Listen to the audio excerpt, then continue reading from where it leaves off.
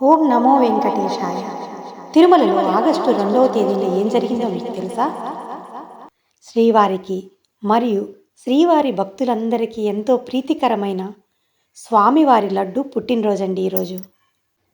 స్వామివారికి ఎంతో ఇష్టమైన తిరుమల లడ్డూని సరిగ్గా 1715వ సంవత్సరంలో ఆగస్టు 2వ తేదీన తిరుమల వెంకటేశ్వర స్వామి ఆలయంలో ప్రసాదంగా పంపిణీ చేయడం ప్రారంభించారు. మనందరికీ వెంకటేశ్వర స్వామి దర్శన భాగ్యం అంటే ఎంత ప్రాముఖ్యత కదా.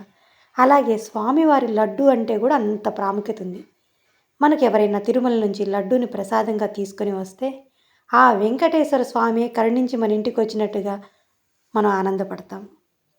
మేమైతే తిరుమల వెళ్ళిన ప్రతిసారి మా బంధువులకి, మిత్రులకి, మా శ్రేయోభిలాషులందరికీ కూడా ఈ విధంగా లడ్డూలు తీసుకొచ్చి స్వామివారి ముందు పెట్టుకొని స్వామివారికి పూజ చేసుకొని, స్వామి త్వరలోనే మా వాళ్ళందరికీ కూడాను మీ దర్శన భాగ్యం కలగాలి అని చెప్పి ఈ ప్రసాదాన్ని పంపిణీ చేస్తూ ఉంటాం. అదేవిధంగా ఈ లడ్డూ యొక్క ప్రాముఖ్యతను కాపాడడానికి 2009లో దీనికి GI ట్యాగ్ కూడా లభించింది. చివరిగా నాదొక మాట.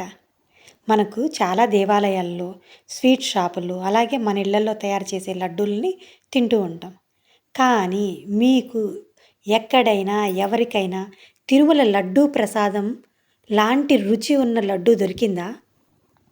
అలాగే కళ్ళు కనిపించిన వారికి మనం పెట్టేది ఏంటో చెప్పకుండా స్వామివారి లడ్డూని ప్రసాదంగా పెట్టగానే ఇది స్వామివారి ప్రసాదం కదా అని అంటారు.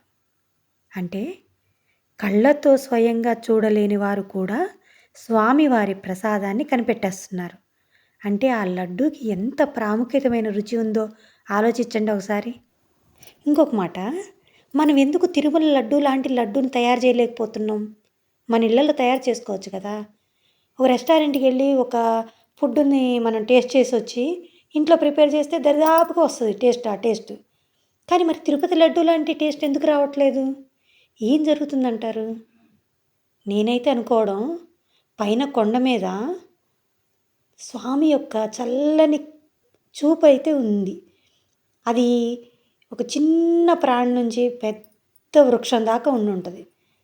ఆ స్వామి అలా చూస్తూ ఉంటాడు. అసలు ఏంటి అనేది ఆయన కళ్ళు అలా పడగానే ఆ టేస్ట్ కూడా అలా మారిపోద్దేమో.